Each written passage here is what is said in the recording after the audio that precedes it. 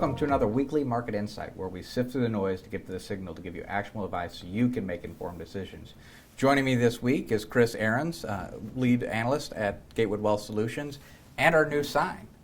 Been a couple weeks. It's been a couple weeks. Nice to be back. Might be a little rusty, so shout out to Jess on getting that new sign. We've been trying to get her to peek around and say hi and be on camera, but she won't do it. Now, for those that don't know, she was an extra on Always Sunny in Philadelphia. It's probably our audience size and how funny we are that's intimidating her, though, relative to that show. I mean, that no-name show, right? Yeah, those guys aren't very funny. No, you did a great job, Jess. Thank you. Why don't we jump into it? Mm-hmm. So we're ending the quarter. Let's look at some of our calls that we made. COVID-19, that it was likely ending this year as a market-moving threat, and that it was unlikely to continue as a political movement as it is perceived to cost the Democrats in polls in recent elections. Mm-hmm. So I think that's been an accurate call. I would put a check mark on that. That is correct for the year so far. I guess the year isn't over, so we'll see. There are new variants or new names coming out often.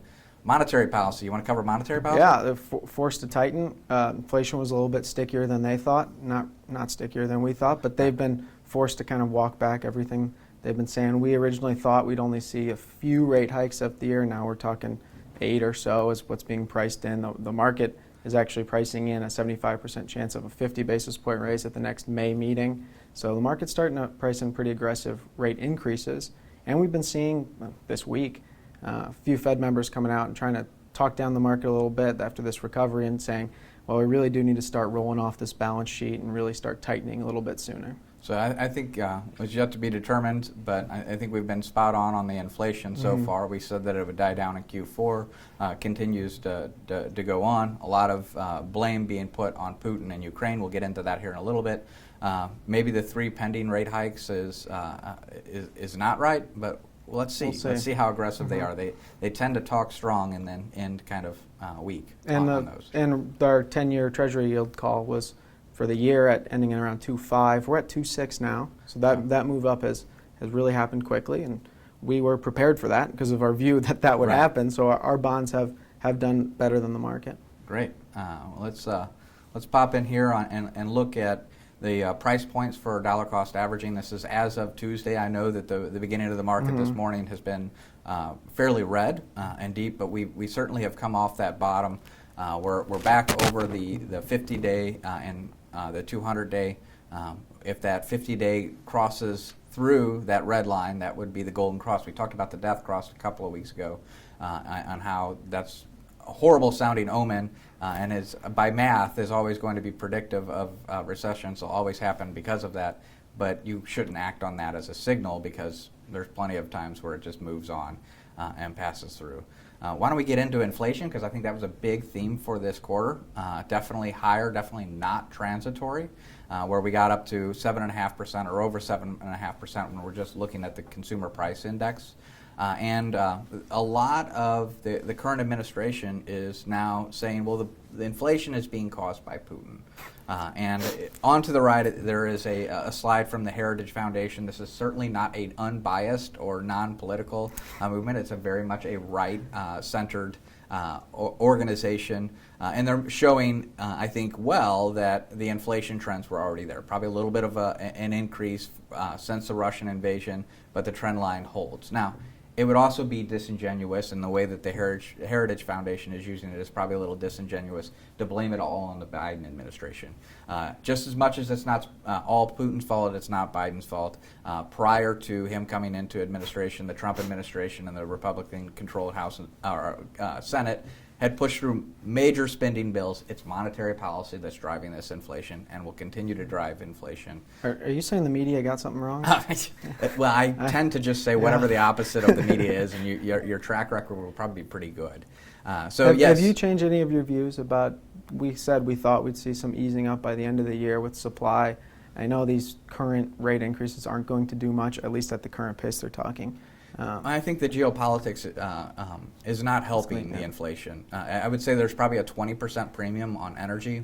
The supply chain disruption, just as much as people are looking at it as a political risk after COVID and the lockdown, I think we're looking at this, the current world, and I don't think globalization is going to be the next thing over the next 10 years. I think there's going to be a lot of onshoring and a lot of duplication. So I do think that the current situation is going to continue to cause inflation within the system.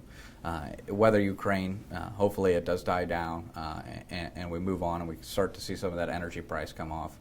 But I think the sanctions will still be there. We're getting into the growing season. There's going to be food price problems. And then we also have this new headline, and we had talked about a couple of weeks ago with Jeremy Schwartz at Wisdom Tree on clickbait, where I'm seeing a lot of headlines that are saying the Russians have backed their currency with gold. It's the end of the dollar, it's the demise, and just how smart the Russians are and how foolish the West is. I say a pox on both houses. Now, I don't feel like we have good leadership really anywhere. But the ruble is not backed by gold. Now there is an interesting component. They have pegged it one way. And the way that I think about this and the way we're taught as the CFA is triangles. So you can now take a gram of gold in Russia and give it to the central bank for 5,000 rubles. Now, it doesn't go the other way, and that's important. You can't give them 5,000 rubles and they give you a gram of gold. Right. That would be moving towards actually the that ruble would be being a convertible. backed. Yes, that would be a truly backed currency at that point. And that's what the U.S. was up until 1971, where you could exchange your gold for $35 or $35 for an ounce of gold. So by the ruble pegging themselves to the gold, it does create a triangle, though, because you can go one way. Each gram would be 5,000, and at the current price of the ruble yesterday, whenever I was putting this together, it was about 83.5 rubles, or about a penny and a quarter for a ruble. That would mean that you could convert your rubles into dollars at 83.5 rubles per dollar. That would mean if you did this triangle where you started out with gold at $1,933 an ounce, and there's 31.1 grams of ounce, and you said, give me my rubles, you would get 155,500 rubles, and at 83.5 rubles, you would get $1,862 back. So you'd lose about $70 each time you would do this triangle. Which no one's going to do that trick. Simply means right now, Russia's central bank is willing to buy gold at a discount. Right. I'll do that too. Me too. Yeah. Especially if I can print up paper rectangles to do so, to get that, yeah, sure. But the Russian currency has been appreciating against the dollar. It's actually back to about the value it was pre-invasion.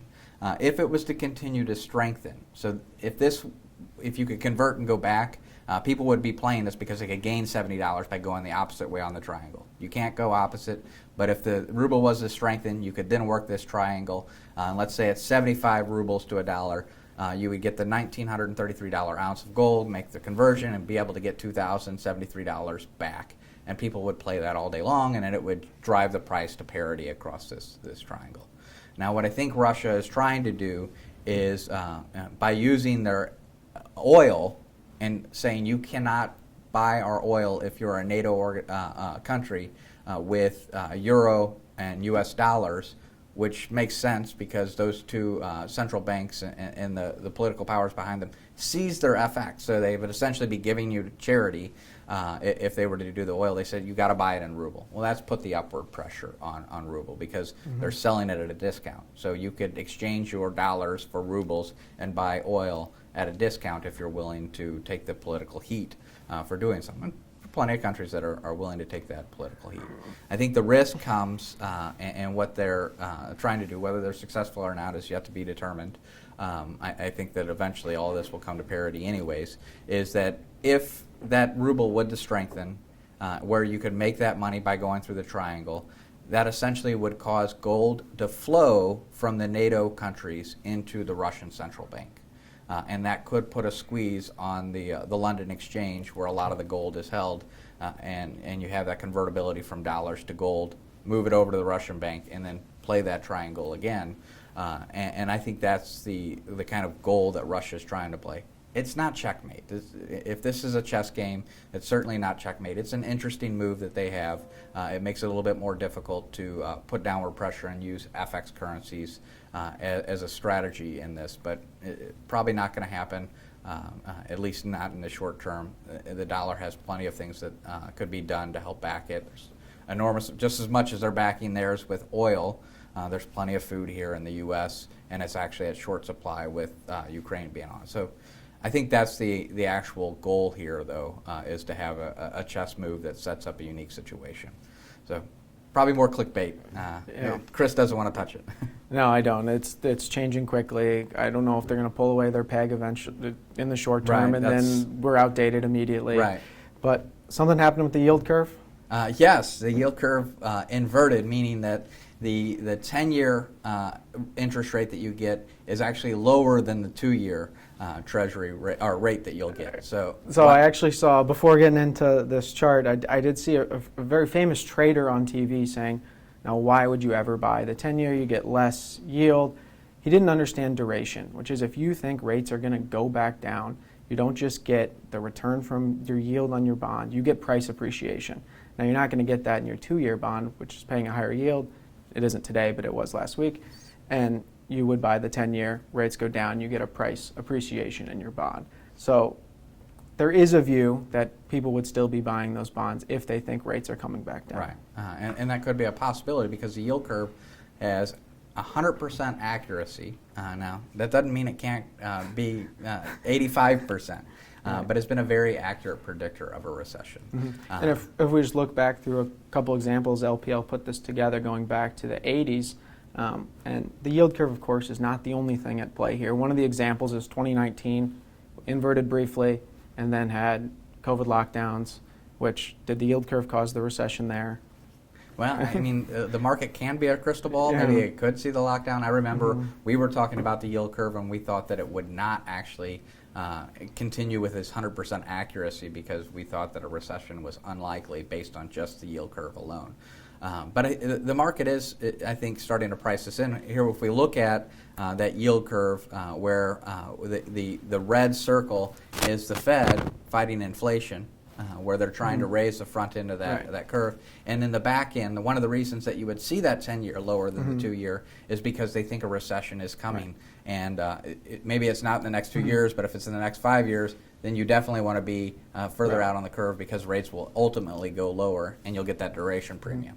And so the mechanism at play here is the banks borrowing short term, so they pay out that short term rate, which is, we use the 2-year as a proxy, but in reality, well, you should probably be following the 3-month. Yeah. So the 3-month is extremely low now, and you still have an upward sloping curve from that perspective. But inflation fighting, as signaled on the slide, the Fed's going to be raising that 3-month. So if we're not seeing a rise up in yields on the long end, we're going to have a very flat yield curve and likely inverted. And that is really the mechanism where the banks are really not providing that credit, and that's going to be the slowdown. Right. I know that I caught a headline with Kathy Wood, who has a very famous YouTube channel, runs the ARK Investments, have done very well up until recently, and she was complaining and thinking the Fed would be foolish to raise interest rates going into this market because she thinks the market's too soft. I think there's an argument to be made there, but at the same time, the Fed does not have a mandate to keep the market elevated.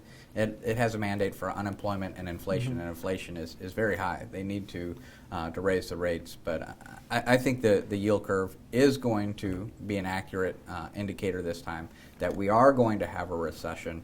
If we look at it, the average time for a recession to happen once the yield curve inverted is 15 months. Yeah. So there's a long time here. And it's actually, if we look at those numbers, the market continues to move up from inversion for, on average, another 13 months. And it's not a small amount. It's up to 22%. And I think what tends to happen is the market is getting a little overheated. It's a very robust, strong bull market. Fed begins to raise interest rates. The yield curve begins to invert.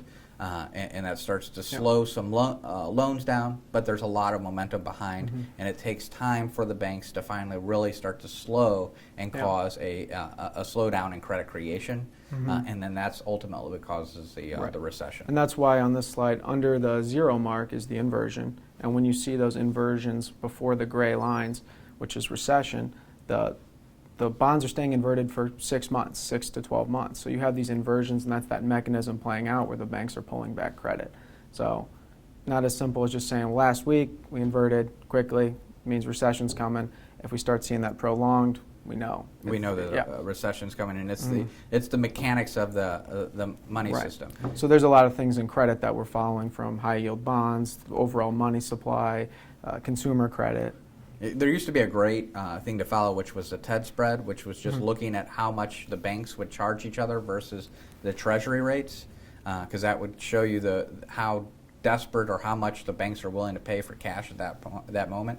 And that's kind of a credit risk indicator also. Unfortunately, that's no longer a followed index. They've removed that, but you can still see the same thing here, which is this high yield. So if treasuries are risk-free other than inflation, the high yield is, well, there's some default risk.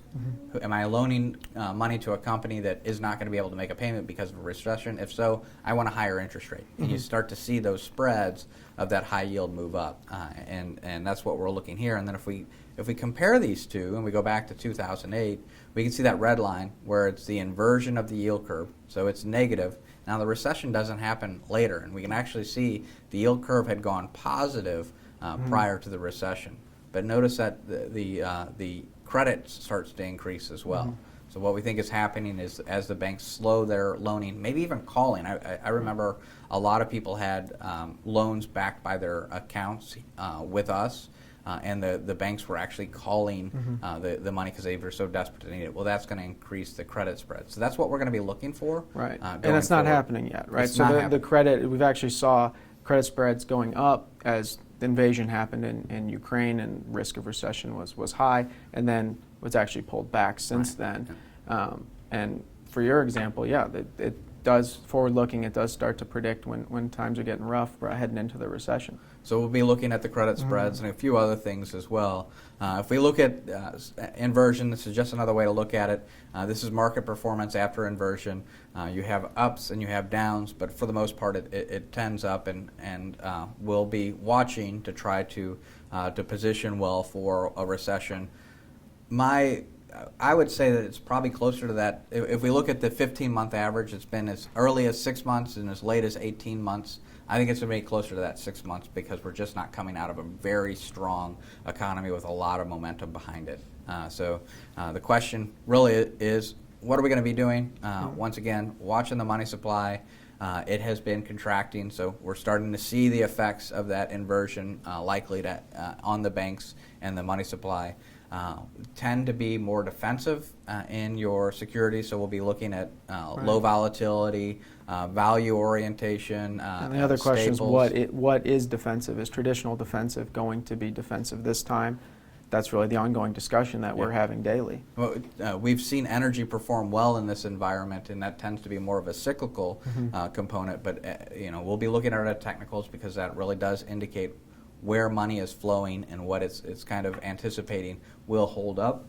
So we'll be very quick on our signals. We'll probably shorten the time frame on our signal to move out of an object or a security and go into another security. We will be raising cash in strength, so we will be selling and making sure that those cash buckets are full, where we get the full 24-month. And I wouldn't be surprised if we're above new highs if we begin to raise cash within the investment policy as well.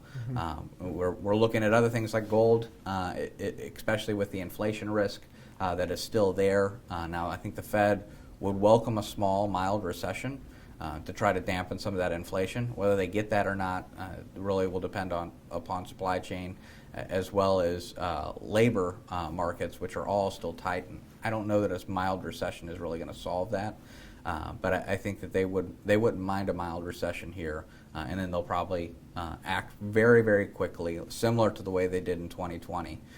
So if we have a recession, which I think is very, very likely at this point because of the inverted yield curve, it probably will not be a prolonged recession. So it's one that you want to kind of sidestep, be a little bit defensive, make sure that you're still protected if inflation shows up, but the ability to move into the market quickly, because it's probably going to be a short-lived recession. The Fed is behind the rate hikes, so they just don't have that much room, so they'll be probably pulling it back pretty quickly.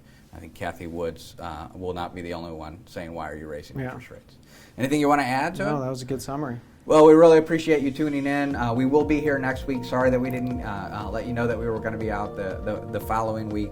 And if you have any questions or want to contact the lead advisors, please reach out to us on the number here attached. If you haven't already subscribed, please hit that subscribe button. And if you enjoyed this call or you like our sign, if you like our sign, hit the like button. Thanks again, Jess. Such good work on the sign, and we really appreciate it. And also, this is Culture Week here at Gatewood Wealth Solutions. I want to give a shout out to Kathleen. She's really made the week fun so far.